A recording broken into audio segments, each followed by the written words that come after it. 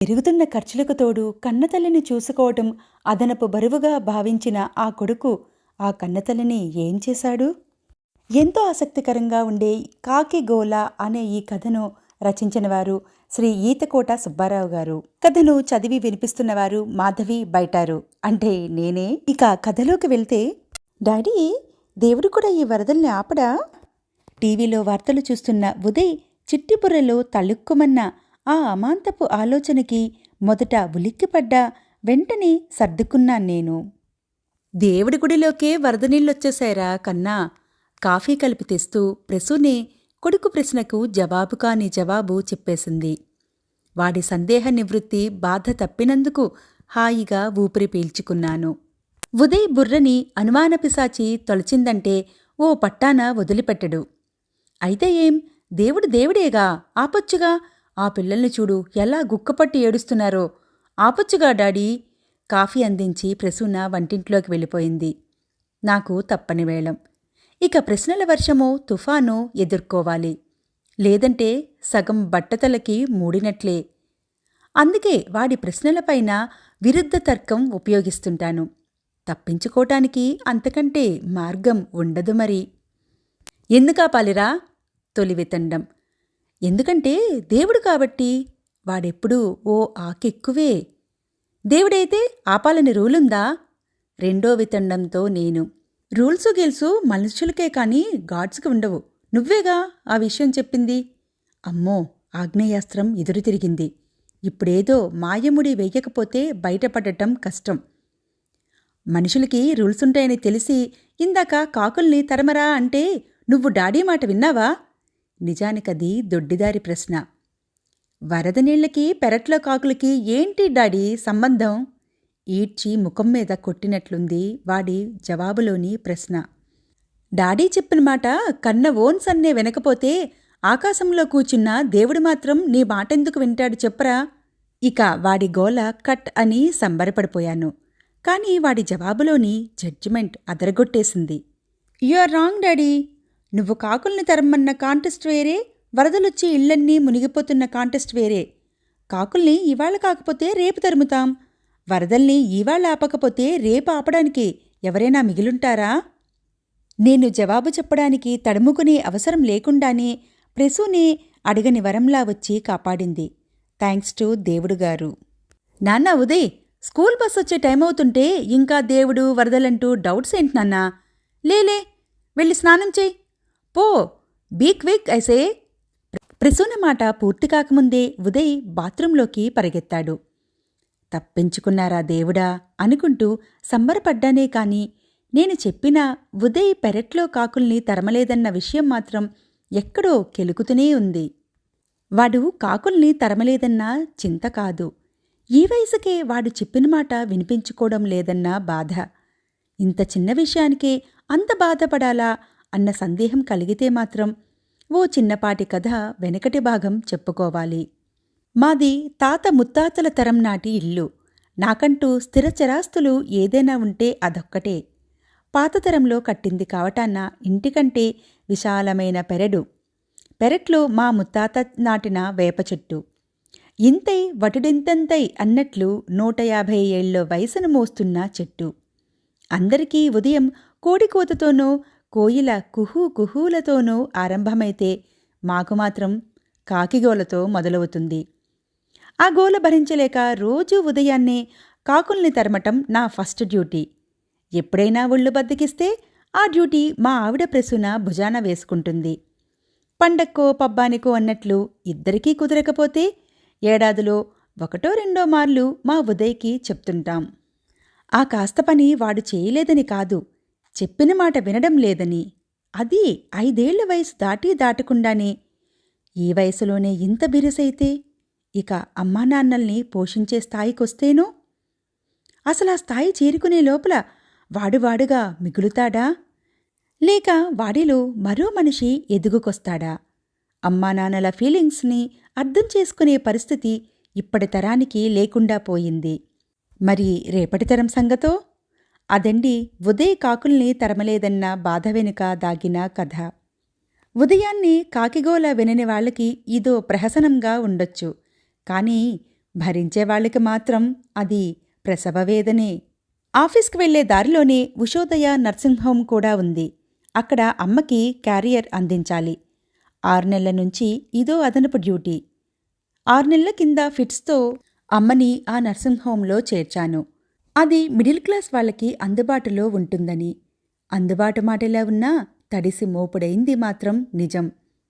ఫిట్స్కి పరీక్షలు చేస్తుంటే మధ్యలో షుగర్ బయటపడింది. షుగరే కదా అని తియ్యగా బాధపడడం కుదిరే పని కాదుగా. కాసులతో వ్యవహారం. అడ్డంగా సంపాదించే అవకాశం లేని ప్రభుత్వోద్యోగికి, అందున 2 పిల్లల తండ్రికి, 1 భార్య ఉన్న భర్తకి, కన్న వృద్ధతల్లిని మోస్తున్న కొడుక్కి జీవితం ఎంత బరువో తూచి చెప్పగలిగిన సామర్థ్యం ఎవరికుంటుంది? ఈ 6 నెలల కాలంలో అమ్మ ఫిట్సు, షుగరు ద్విముఖ దాడి చేసి 60,000 దాకా నా నెత్తిన అప్పుల ముల్లే పెట్టాయి. పరిచయమున్న ప్రతి ముఖం నన్ను చేరుకునేలాగానే ఆటోనో, కారునో, సిటీ బస్సునో, అవేవీ వీలు కాని పక్షంలో ఎదురుపడ్డ అడ్డవీధునో చాటు చేసుకుని తప్పుకుపోవడానికి అలవాటు పడిపోయారు. నన్ను చూడగానే ప్రతి ముఖం 3వ నెంబరు ప్రమాద సూచికను ఎగరేస్తుంది. తుఫాను తీవ్రతను చాటుతున్నట్లు చివరికి ఆఫీసులో కూడా మా ఆఫీసరు మాస్టారు నన్ను చూడగానే నాకంటే ముందు తనే లేచి నమస్కారం పెట్టేస్తున్నాడు. ఆ నమస్కారంలోనే చేతులెత్తేస్తున్న సూచన రేఖామాత్రంగానైనా అర్థమై తీరుతుంది. ఆఫీసు తాలూకాల్లోనూ, ఆఫీసు కొలిగ్గు తాలూకు చేబదుళ్ళు, బయట మిత్రుల తాలూకు అప్పులు అన్ని దారులు మూసుకుపోయాక నా అసమర్థత మీద కాకుండా అమ్మకొచ్చిన మాయరోగం మీద కోపం నశాలం వరకు చేరుకుంది. ఇక మిగిలిందల్లా రెసిడెన్షియల్ స్కూల్లో 7th చదువుతున్న నా కూతురు శైలజ పెళ్లికోసమని ఇప్పటినుంచి దాస్తున్న ఫిక్స్డ్ డిపాజిట్ మాత్రమే. దాన్ని తాకే హక్కు కూడా నాకు లేదు. ఎంత బ్యాంకు వాళ్ళు లోను ఇస్తామన్నా మా ప్రసూన నేనే అర్ధరాత్రి నిద్రలోనో ఉండగా గొంతుపైన కాటేసి తొక్కినా తొక్కేస్తుంది. స్త్రీధనం పట్ల కంటే కూతురుధనం పట్ల అంత వల్లమాలిన ప్రేమ ఆవిడకి. కాబట్టి అష్టదిక్కుల నుంచి నేను అరెస్ట్ అయిపోయినట్లే. అందుకే ఆ క్షణమే ఓ నిర్దిష్టమైన నిర్ణయానికొచ్చేశాను. కోట్లు పోసినా పోయే ప్రాణాన్ని ఆపలేం, విషమిచ్చినా ఆయుష్షుంటే చంపలేం. అంచేత నేను ఖర్చులు భరించలేని నా నిస్సహాయత దృష్ట్యా అమ్మని వెంటనే నర్సింగ్ హోమ్ నుంచి సర్కారీ దవాఖానాకి మార్చేయాలనుకున్నాను. ఇప్పటికే నెత్తిన అప్పుల కొండ మోస్తున్నాను. దానిపైన మరో గులకరాయి పెట్టినా అది నా పాలిట వామనపాదమే నన్ను 6 అడుగుల లోతు నేల్లోకి దించేస్తుంది. కాబట్టే మధ్యతరగతి మహాత్ముడిగా సాయంకాలం ఆఫీసు నుంచి వెళ్లగానే అమ్మని సర్కారీ దవాఖానాకి షిఫ్ట్ చేసేగాని స్ట్రిక్టుగా ఊపిరి పీల్చుకోకూడదన్న నాగార్జున సిమెంట్తో వేసిన పునాదిలాంటి దృఢమైన నిర్ణయం తీసుకున్నాను. నిర్ణయం తీసేసుకున్నాక నిదానంగా మెదల్లో మరో మెరుపు మెరిసింది. సర్కారీ దవాఖానంటే సన్నాసుల మఠంలాంటిది కాబట్టి ఏకంగా ఇంటికెళ్ళి ఓ దిండు దుప్పటి సర్దుకొని ఆ తర్వాత సరాసరి నర్సింగ్ హోంకి చేరుకొని అమ్మని డిశ్చార్జ్ చేయించటం ఉత్తమమని. ఎంతైనా అనాథల ఆస్పత్రి కదా, దుప్పటి దిండు ఉంటే ఉండొచ్చు, లేకనూ పోవచ్చు.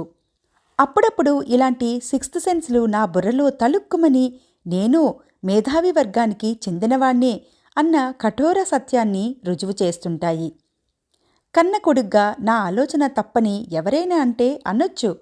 కానీ నా సమాధానం నాకుంది. మా అమ్మ కొడుకునైతే కన్నది కానీ కొడుక్కు అదృష్టాన్ని కనలేకపోయింది. పైగా నేనేం చేతులు ముడుచుకొని కూచోలేదు. చేతనైందేదో చేస్తూనే ఉన్నాను కదా. ఇల్లు దగ్గర పడుతున్న కొద్దీ ఆకాశవాణి వాల్యూమ్ పెంచినట్లు అంతకంతకీ కాకిగోల స్పష్టంగా డిజిటల్ సౌండ్ సిస్టంలోలాగా వినపడుతూనే ఉంది. అదిగో అడ్డదిడ్డంగా ఎగురుతున్న నల్లకాకులు కనపడుతూనే ఉన్నాయి. ఎప్పుడూ వేసి ఉండే తలుపులు బార్లా తెరిచి ఉన్నాయి. తీరా గుమ్మంలోకి అడుగుపెట్టగానే కాకిగోలతో పాటు కలహంస వెక్కిళ్ళు వినిపించాయి. మా ప్రసూన సోఫా కింద కూర్చుని మరీ వెక్కి వెక్కి ఏడుస్తోంది. అమ్మకేమైనా అయిపోయిందా అనిపించి క్షణంలో గుండెకాయ బెత్తుడు కిందికి జారిపోయింది. అమ్మ పోవడం నేను భరించగలనా అనిపించిందో క్షణం. ఏమైంది ప్రసూనా అంత క్షమమేనా? నా ఆదుర్ద మా ఆవిడికి తూచా తప్పకుండా అర్థమైపోయింది. వెంటనే, అమ్మ గురించి కాదండి, బాబు గురించి అంది. అంతే, నా పై ప్రాణాలు పైపైకే వెళ్ళిపోయాయి. బాబుకేమైంది? త్వరగా చెప్పు గాబరాగా అడిగాను.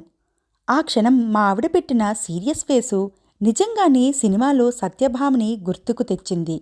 అంత ఆందోళనలోనూ బాబుకేం కాలేదు, అయ్యిందల్లా నాకే అంది బహు సీరియస్గా. నీకా? బాగానే ఉన్నావుగా, నీకేమైందిప్పుడు? కాస్త తేరుకుంటూ అడిగాను. అయ్యిందేదో కనిపించేటట్లు అయితేనే అయినట్టా?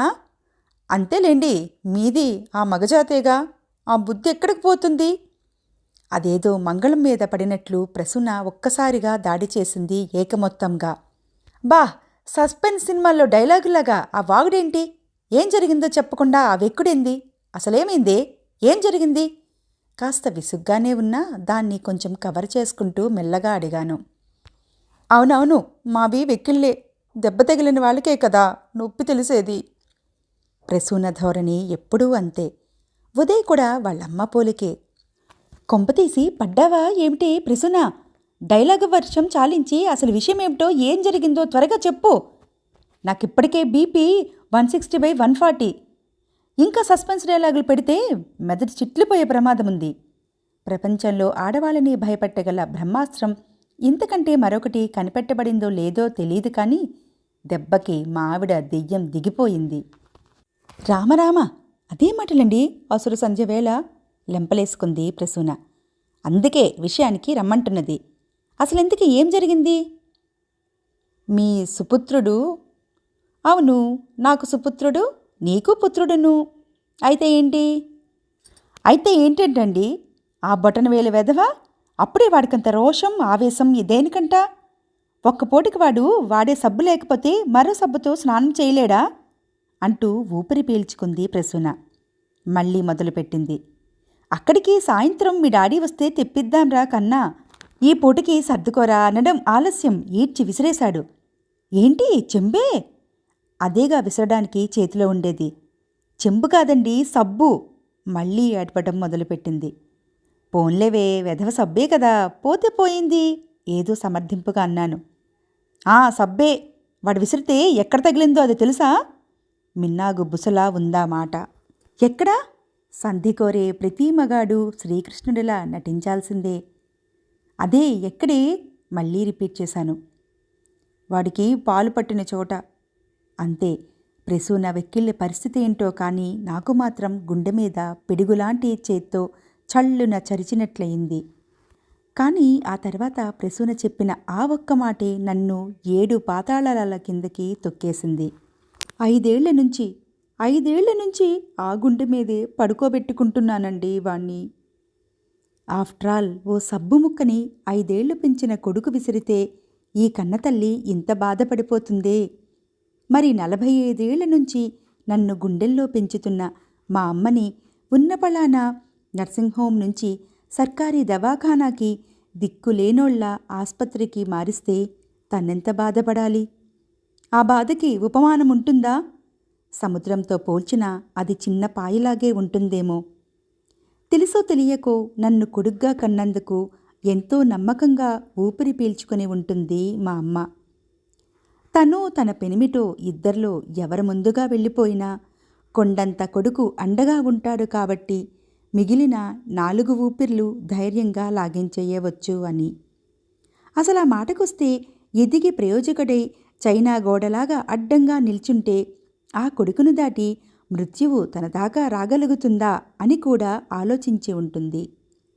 నా కొడుకు నన్ను ఫారిన్ డాక్టర్కి చూపించైనా మృత్యువు గుమ్మంలోంచి చేయి పట్టుకొని లాక్కొని రాడు అని అపార నమ్మకాన్ని పెంచుకొని ఉంటుంది. కానీ కొడుకు మాత్రం సర్కారీ దవాఖానా గురించి ఆలోచిస్తున్నాడు.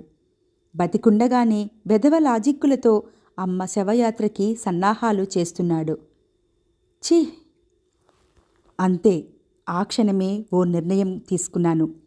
శైలజ పేరు మీదున్న ఫిక్స్డ్ డిపాజిట్ పైన లోనైనా తీసి అమ్మకి నర్సింగ్ హోంలోనే ట్రీట్మెంట్ ఇప్పిస్తాను. అనాథ ఆస్పత్రి, సర్కారీ దవాఖానాలో మాత్రం కాదు. కాకులు అరుస్తూనే ఉన్నాయి.